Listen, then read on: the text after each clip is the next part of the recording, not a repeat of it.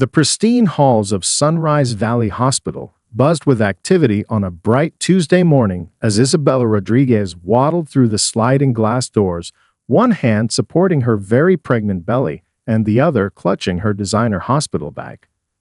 At 36 years old, Isabella had carefully planned every detail of this moment, right down to the lavender-scented toiletries in her Louis Vuitton overnight bag, a gift from her husband Marcus for landing the Davidson Building project.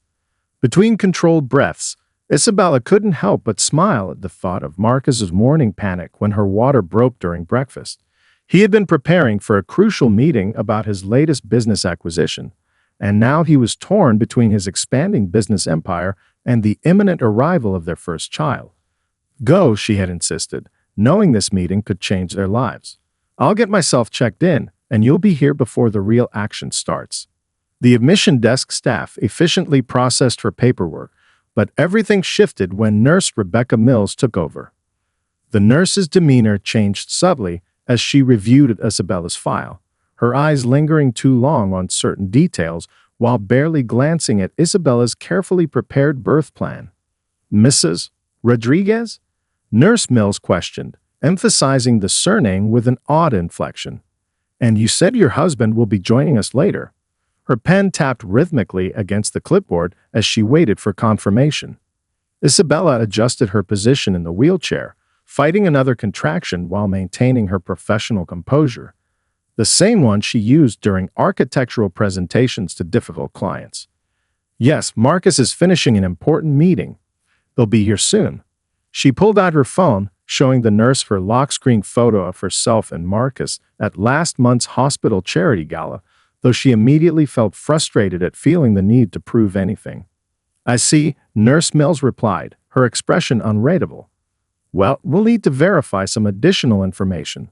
Insurance cards, identification, marriage certificate." A young resident walking past overheard and interjected, "Rebecca, I don't think we need the marriage certificate. The insurance verification already came through from admin." He offered Isabella a friendly smile before continuing down the hall. Despite the resident's intervention, Nurse Mills persisted with her unusual requests, even as Isabella's contractions intensified. The architect in Isabella wanted to point out the illogical nature of these demands. After all, her insurance had been pre-verified weeks ago during her hospital tour. But the expectant mother in her knew she needed to conserve her energy for the more important task ahead. Between contractions, Isabella managed to text Marcus. "Baby, please wrap up soon. Things are interesting here. Nurse keeps asking for extra paperwork. Room 302. Love you." She tucked her phone away just as another contraction hit, stronger than the last. Through the pressure and discomfort, Isabella noticed Nurse Mills making notes while glancing at her designer bag and the portfolio that peeked out, the one containing her latest hospital wing designs, ironically enough. "Comfortable?" Nurse Mills asked, though her tone suggested little actual concern. "We'll need to monitor you for a while before determining if you're really in active labor. First-time mothers often think they're further along than they are." She emphasized first time in a way that made Isabella's eyebrow raise slightly. As the nurse arranged monitors with more force than necessary, Isabella closed her eyes and focused on her breathing exercises, remembering the breathing techniques from her private birthing classes. She was determined to maintain her dignity and composure, even as she felt increasingly scrutinized. Her hand instinctively moved to her grandmother's gold pendant around her neck, a family heirloom that had been worn by every Rodriguez woman during childbirth for 3 generations. Through the window, the morning sun cast a warm glow across her hospital bed, and Isabella smiled, knowing that despite Nurse Mills' odd behavior, nothing could diminish the joy of meeting her son today. She had faced challenging clients and critical design reviews throughout her career. She could certainly handle one dubious nurse. Still, she found herself glancing at her phone, hoping to see Marcus' response, unaware that her husband was about to make an entrance that would change the entire dynamic of her hospital stay. After 6 intense hours of labor, Isabella's determination finally culminated in the powerful first cry of baby James Rodriguez. The sound filled room 302 at 2:47 p.m., bringing happy tears to the new mother's eyes. The delivery doctor, Dr. Amanda Peters, expertly handled the final moments, her warm smile matching the joyous occasion. "Congratulations, Isabella. You did wonderfully," Dr. Peters beamed, carefully placing the squirming newborn on Isabella's chest. 7 pounds, 6 ounces of pure perfection. The skin-to-skin contact was everything Isabella had dreamed of during her months of preparation. Baby James' tiny fingers curled against her chest as he gradually settled, his cries softening into contented newborn sounds. Isabella traced his features with gentle fingers. He had Marcus's nose and her fuller lips, a perfect blend of them both. Yet the beautiful moment was interrupted by Nurse Mills's sharp voice. "We need to run standard tests now." She moved forward with unusually quick steps, her hands already reaching for the baby. Dr. Peters intervened smoothly. "Let's give them a few minutes to bond first, Rebecca. All his preliminary scores are excellent." She made a few notes in the chart, adding, "I've rarely seen such a smooth first delivery." Isabella noticed Nurse Mill's expression tighten at the doctor's praise. Through the partially open door, she could see other nurses celebrating with their patients, taking family photos and offering warm congratulations. In contrast, Nurse Mills busied herself with paperwork, her pen scratching against forms with unnecessary force. "Has anyone reached Mr. Rodriguez?" Nurse Mills asked, emphasizing the name just as she had done earlier. "We need his signature on several forms." Isabella adjusted her hold on James, protective instincts surfacing. "I texted him about an hour ago. He's wrapping up his meeting." She didn't mention that Marcus's last message had been mysteriously cryptic. "Almost done. Big surprise coming. You'll understand soon." A young nurse poked her head in, her face bright with genuine excitement. "Would you like me to take some photos for you?" She held up her hands, showing she'd already put on fresh gloves, clearly familiar with new parent protocols. Before Isabella could accept the kind offer, Nurse Mills interjected. "We need to complete processing first. Hospital policy." She pulled out another stack of forms, though Isabella noticed through the door that the nurse had just taken photos for the mother in room 304. Dr. Peters frowned slightly but was called away for another delivery. In her absence, Nurse Mills began an excessive series of routine checks, each one feeling more intrusive than the last. She scrutinized James's hospital bracelet repeatedly, even though Dr. Peters had already verified it moments after birth. Isabella drew on her years of handling difficult clients, maintaining her composure while keeping a protective hold on her son. Her architectural training had taught her to notice details, and she didn't miss how Nurse Mills treated the Johnson family across the hall with warmth and efficiency, their paperwork processed without extra steps. Baby James stirred against her chest, his tiny mouth making rooting movements.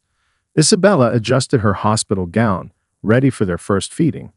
The lactation consultant had visited earlier, but now, when Isabella pressed the call button for assistance, Nurse Mills returned instead.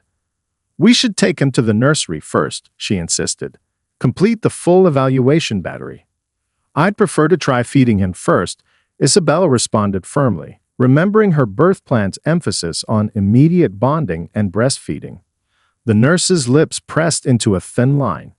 "There are procedures to follow." She began typing rapidly into the computer terminal, muttering about proper documentation and hospital protocols. Through it all, Isabella focused on her son's perfect features, counting his tiny fingers and toes, memorizing every detail of his precious face. She hummed softly, a lullaby her own mother had sung to her, while keeping one eye on Nurse Mill's increasingly agitated movements around the room. The joy of finally holding her son outweighed any tension, but Isabella couldn't shake the feeling that something was building, a confrontation she couldn't quite predict. As if sensing his mother's thoughts, Baby James gripped her finger with surprising strength, and Isabella smiled. Whatever came next, they would face it together. The afternoon sun cast long shadows across room 302 as Isabella finished her first successful feeding session with Baby James. The peaceful moment was interrupted by the sharp click of heels against linoleum. Nurse Mills strode in, clutching a clipboard and wearing an expression that made Isabella instinctively hold James closer. "Mrs. Rodriguez," Nurse Mills announced, positioning herself at the foot of the bed. "Our computer system has flagged some concerns with your file that need immediate attention." She shuffled through papers, the sound unnaturally loud in the quiet room. "We'll need to take the baby to the nursery for additional screening." Isabella glanced at the wall clock. It had been barely an hour since James's birth. "What kind of concerns?" she asked, her professional negotiation skills kicking in. All of his tests were perfect, according to Dr. Peters. The nurse's fingers tightened on the clipboard. "It's a technical matter. Hospital policy requires additional verification when certain demographic markers are flagged." She reached for the bassinet, but Isabella shifted James away from her reach. Through her partially open door, Isabella observed the regular rhythm of hospital life. Mrs. Thompson in room 301 cuddled her newborn daughter while chatting with relatives. The Johnson twins in 304 were being photographed by the same friendly young nurse who had offered to take pictures earlier. None of their babies were being whisked away for additional screening. "I'm sorry, but I'll need to see written documentation of these policies," Isabella stated calmly, her years of handling building contracts evident in her tone. "And I'd like to speak with Dr. Peters about any medical concerns." Nurse Mills's face flushed slightly. "Dr. Peters is in surgery. As the attending nurse, I have the authority to follow proper medical protocols," Isabella completed smoothly, "which include respecting my birth plan and providing clear documentation of any procedural changes." She reached for her phone, noting still no update from Marcus beyond his cryptic surprise message. The nurse's demeanor shifted from professional rigidity to barely concealed frustration. "Mrs. Rodriguez, perhaps you don't understand the seriousness." "Isabella, is everything okay in here?" A kind-faced nurse, her badge read Nancy, paused in the doorway, arms full of fresh linens. She had been part of the delivery team earlier, offering quiet encouragement during the final pushes. "Nurse Chen, I'm handling a sensitive situation," Nurse Mills replied curtly. "The computer system has flagged it." "The computer system?" Nancy's brow furrowed. "I was just at the nurse's station. Everything's running normally." She set down her linens, moving closer to Isabella's bed with a protective air. Nurse Mills straightened her spine. "There are special protocols that require documentation," Nancy finished firmly, "which I'm sure you can provide." The challenge in her voice was clear. Baby James chose that moment to wiggle in his swaddle, letting out a tiny sneeze that momentarily drew everyone's attention. Isabella used the opportunity to press her room's call button, remembering Dr. Peters' parting words to notify her of any concerns. Nurse Mills moved toward the bassinet again. "This is becoming unnecessarily complicated, if you'll just let me." "I will not," Isabella stated, her voice quiet but firm. "Not without proper documentation and medical justification." She met the nurse's gaze steadily, one hand protectively cradling James's head while the other held her phone, thumb hovering over Marcus' number. The tension in the room stretched like a rubber band pulled too tight.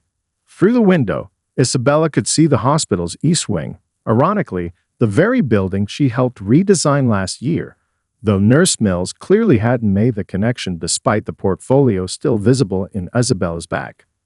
Nancy stepped fully into the room now, positioning herself between Isabella's bed and Nurse Mills. "Perhaps we should call supervision to clarify these special protocols." Her emphasis on the last words carried clear skepticism. Nurse Mills' expression hardened. "I'll do that myself." She turned sharply, heels clicking against the floor as she strode out, presumably to escalate the situation exactly as she had threatened. Isabella exhaled slowly, looking down at James's peaceful face. "Thank you, Nancy," she whispered, receiving a warm smile in return. But both women knew this wasn't over. It was merely the calm before a storm. The minutes ticked by with agonizing slowness in room 302. Isabella sat upright in her hospital bed, still wearing her architect's poker face, the same one that had won her countless design competitions. Baby James slept peacefully against her chest while Nancy bustled around the room, deliberately taking her time changing linens. The relative calm shattered as Nurse Mills returned, this time accompanied by a security guard whose name-tag read Kevin. The nurse's heels announced her arrival like a countdown. "Mrs. Rodriguez," Nurse Mills began, her voice clipped. "I've spoken with hospital security about our situation." She gestured toward Kevin, who looked increasingly uncomfortable as he assessed the scene. A calm mother holding a sleeping newborn, a supportive nurse, and no visible signs of disturbance. Isabella raised one perfectly arched eyebrow. What situation would that be? My son's tests were all normal, according to Dr. Peters' notes. She nodded toward the chart hanging at the foot of her bed. There are protocols. Nurse Mills started. Which you still haven't provided documentation for, Nancy interjected, folding a blanket with precise movements. I checked the system myself. There are no flags on this chart. The security guard shifted his weight. Ma'am, he addressed Nurse Mills, you mentioned there was an urgent security concern. These forms, Nurse Mills thrust forward her clipboard, required additional verification. The baby needs to be taken to the nursery immediately for processing. Isabella's years of handling difficult construction site managers came in handy. Officer Kevin, she addressed the guard directly, I have not consented to my son being removed from this room. I've requested documentation of these supposed protocols multiple times. Her voice remained steady, professional. Furthermore, my husband will be here any minute. I guess the supposed husband, Nurse Mills muttered, but her words carried in the quiet room. Nancy gasped softly. Kevin's eyes widened at the implication. Isabella sat straighter, her free hand instinctively touching her grandmother's gold pendant. Excuse me. The temperature in the room seemed to drop several degrees. Would you care to explain that remark? Before Nurse Mills could respond, a commotion erupted in the hallway. 2 more security guards appeared at the door, apparently summoned by some silent signal from Nurse Mills. This is ridiculous, Isabella stated, her courtroom voice emerging, the one she used when presenting to city planning boards. Nancy, would you please call Dr. Peters immediately and page the hospital administrator? Already done, Nancy confirmed, moving protectively closer to the bed. Nurse Mills stepped forward. The baby needs to be properly processed.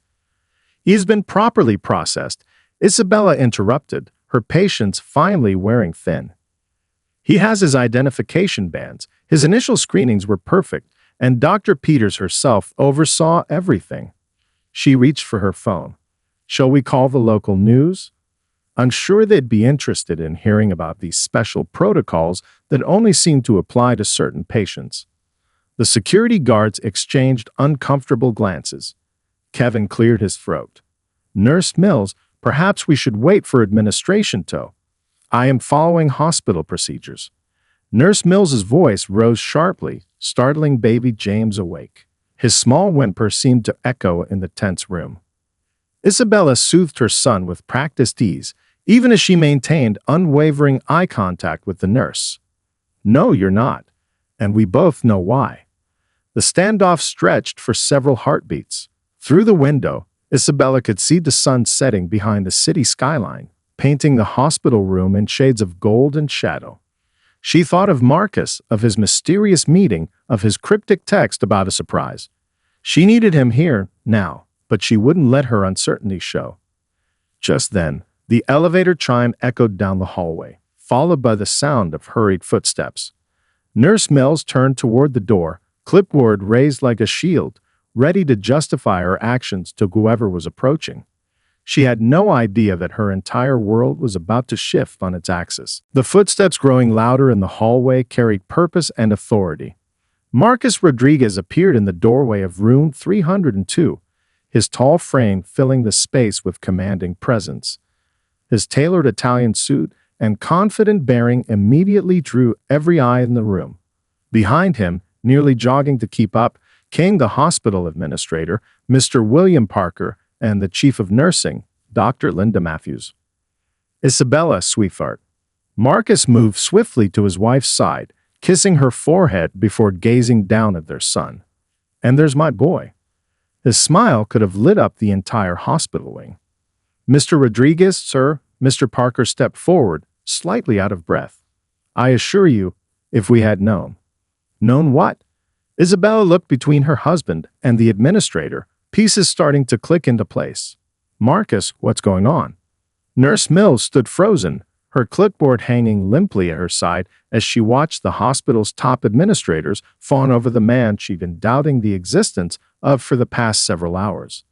Marcus gently stroked his son's cheek before turning to address the room. His voice carried the same tone he used in board meetings, warm but authoritative. I wanted to surprise you, love. The mysterious meeting today. I was finalizing the acquisition of Sunrise Valley Hospital Group. He smiled apologetically. I wanted to tell you over dinner tonight, but this little guy had other plans. The security guards attempted to quietly exit the room, but Marcus raised a hand. Please stay. We all need to discuss what happened here today. His expression grew serious as he turned to Nurse Mills. I've spent the past month reviewing this hospital's policies and procedures. Imagine my concern when I received texts from my wife about unusual demands for documentation. The chief of nursing stepped forward, her face tight with controlled anger. Nurse Mills, please explain why you were attempting to remove an infant from his mother without proper cause or consent. Nurse Mills's face had gone pale. I was following. Following what? Dr. Matthews pressed. I've reviewed the computer system. There were no flags, no special protocols, nothing requiring additional screening. Isabella reached for Marcus's hand, squeezing it gently. Even in this moment of vindication, she maintained her composure. The only flag seems to have been in Nurse Mills's mind when she saw me. Nancy, still standing protectively near Isabella's bed, spoke up. She's been treating Mrs. Rodriguez differently since admission. I witnessed it during my shifts. Mr. Parker wiped his brow with a handkerchief. Mr. Rodriguez, please know that this behavior does not reflect our hospital's values. But clearly it reflects a problem that needs addressing, Marcus interrupted smoothly. He looked down at his son, then back at the administrator. My first act as owner will be implementing a comprehensive review of all patient care protocols and staff training procedures. Dr. Matthews turned to Nurse Mills. Please surrender your badge and report to HR immediately. Her tone left no room for argument. As Nurse Mills shakily unpinned her badge, Isabella spoke up. Marcus, I don't want her fired. All eyes turned to her in surprise. I want her to learn. Maybe she could be part of the new training program. Sometimes the best advocates for change are those who've confronted their own biases. Marcus smiled proudly at his wife. Always the architect, looking to rebuild rather than tear down. He turned to the hospital leadership. We'll discuss reform options tomorrow. For now. He sat on the edge of the bed, wrapping an arm around Isabella. I'd like some time with my family. The room quickly cleared, leaving the new family alone. Through the window, the last rays of sunlight painted the sky in brilliant shades of orange and pink, a beautiful ending to a challenging day. I'm sorry you had to go through that, Marcus whispered, kissing Isabella's temple. Isabella looked down at their sleeping son, then up at her husband with a tiny smile. Don't be. Sometimes the best foundations are built after the ground is cleared of old debris. The next morning dawned bright and clear over Sunrise Valley Hospital. Marcus sat in the visitor's chair in room 302, his suit jacket draped over the back, sleeves rolled up as he balanced his laptop while making notes. Isabella fed baby James, occasionally offering input on the document her husband was drafting. One dot Partnership for Patient Care as the program name. She suggested, adjusting James' blanket. Her architectural mindset naturally gravitated toward structure and branding. Marcus looked up with an appreciative smile. Perfect. It emphasizes collaboration rather than punishment. He typed quickly, then turned the screen toward her. I've outlined a 3-tier approach to staff development. A knock at the door interrupted their planning session. Dr. Linda Matthews entered, followed by Nancy and, surprisingly, Nurse Mills. The latter stood slightly behind the others, her usual confidence replaced by genuine remorse. "Good morning," Dr. Matthews began. "Mrs. Rodriguez, how are you and baby James doing today?" "Wonderfully," Isabella replied, her calm demeanor encouraging everyone to relax slightly. "And please call me Isabella." Marcus set aside his laptop, but remained seated, allowing the women to take the lead in this delicate moment. Nurse Mills stepped forward, her hands clasped tightly together. "Mrs. Isabella," she corrected herself. "I spent all night thinking about my actions." Her voice wavered but held steady. "I've worked here for 15 years, and yesterday made me realize I've been carrying assumptions I didn't even recognize." Isabella adjusted James so he could see the room, his bright eyes taking in the gathering. "Recognition is the first step toward change," she offered encouragingly. Dr. Matthews stepped in. "Rebecca has requested to be part of the solution. After our discussion this morning about your suggested training program, we believe her experience could be valuable, if you're both comfortable with that." Marcus leaned forward. "What are you proposing?" Nancy, who had been quietly observing, spoke up. "I've worked with Rebecca for 10 years. She's actually one of our most skilled nurses when it comes to newborn care.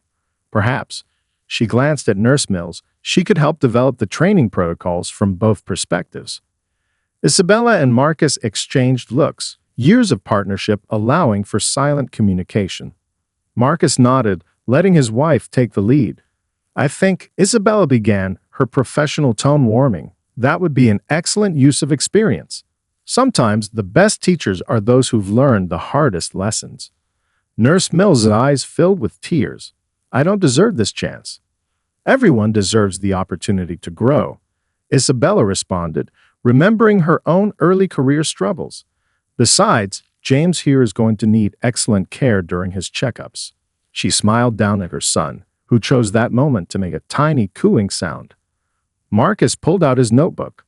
"I'm thinking mandatory monthly workshops with practical scenarios and open discussions. Rebecca, your insights could help identify blind spots others might not recognize." Dr. Matthews nodded enthusiastically. "We could extend this program to all Sunrise Valley locations, create a real culture shift." As they discussed details, Isabella noticed Nurse Mills watching baby James with professional concern.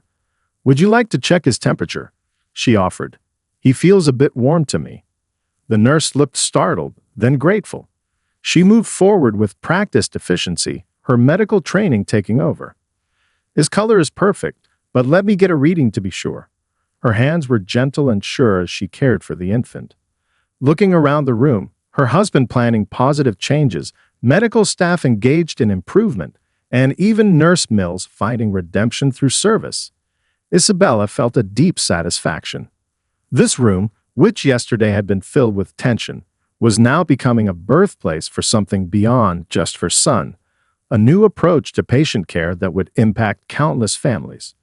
Baby James gurgled happily, seeming to approve of the transformation taking place around him. 1 month after baby James's dramatic arrival, the corridors of Sunrise Valley Hospital hummed with a different kind of energy.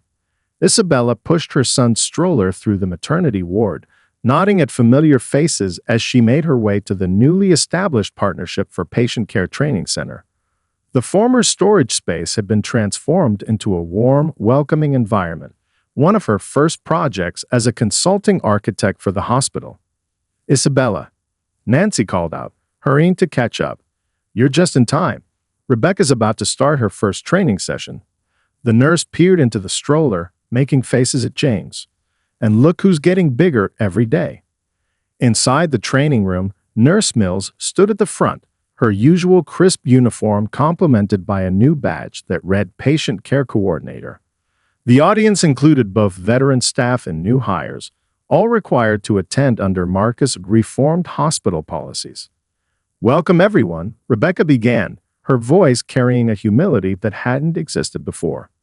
"Today's session is about recognizing and addressing unconscious bias in patient care.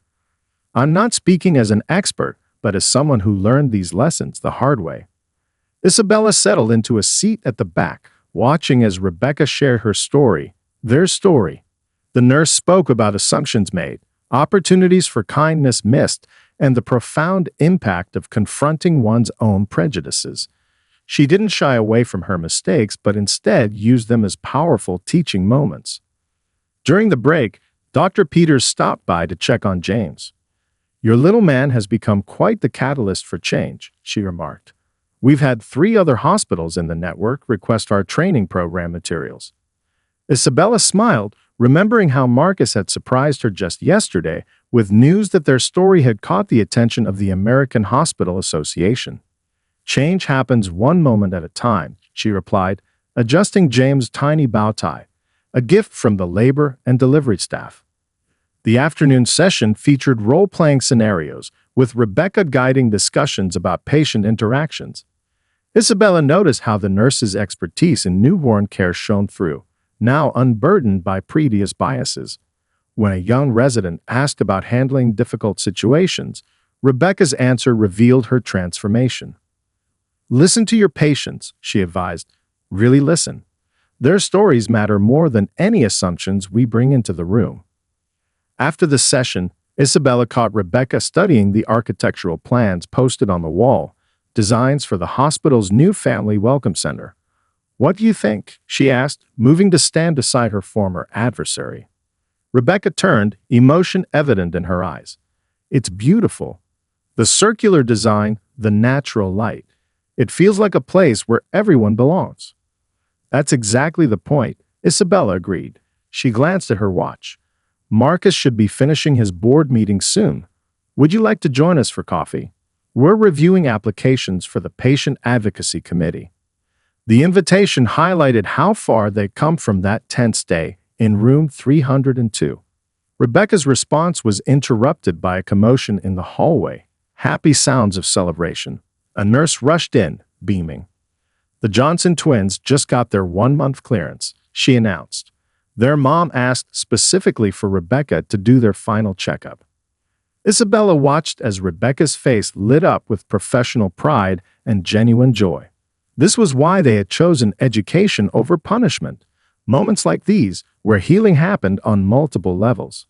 As they walked toward the hospital cafe, pushing James's stroller past the wall where workers were installing the new mission statement, "Every patient, every story, every time," Isabella reflected on how one difficult moment had sparked such meaningful change.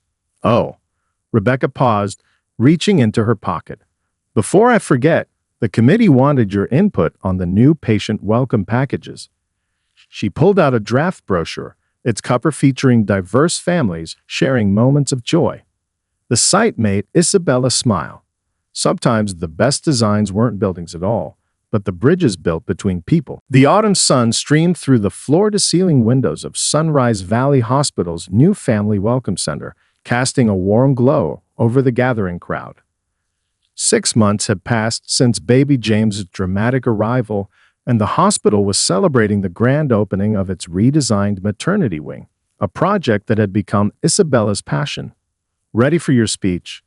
Marcus asked, adjusting James' tiny suit jacket. Their son, now sitting up and babbling happily, had become the unofficial mascot of the hospital's transformation. Isabella smoothed her architect's portfolio, containing the final renderings of the space around them. "As ready as I'll ever be."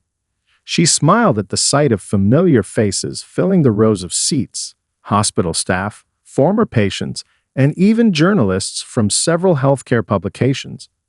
Rebecca Mills, now the hospital's director of patient relations, approached with a tablet displaying the day's schedule. "The mayor just arrived," she reported, professional as always, but with a warmth that had become her trademark. "And the American Hospital Association representatives are here to present the Excellence in Patient Care Award." At that moment, Nancy hurried over, carrying a stack of ceremony programs. "Look who made the front page." She held up a copy showing a photo of James cutting the ribbon at last week's soft opening, his tiny hands guided by both Isabella and Rebecca. A powerful image of reconciliation and progress. Mr. Parker, the hospital administrator, took the podium to begin the ceremony. 6 months ago, an incident in our hospital sparked a revolution in patient care. Today, We're not just opening new facilities, we're celebrating a new approach to healthcare. As Isabella prepared to present her architectural vision, she caught sight of Dr. Peters in the audience, sitting next to the Johnson twins' mother, who was now part of the patient advocacy board. The doctor gave her an encouraging thumbs up. "Good morning," Isabella began, her voice carrying the same confidence she'd shown that first day in room 302. "When I was asked to redesign this space, I knew we needed more than just new walls and windows. We needed to build trust, create connection, and honor every family's story."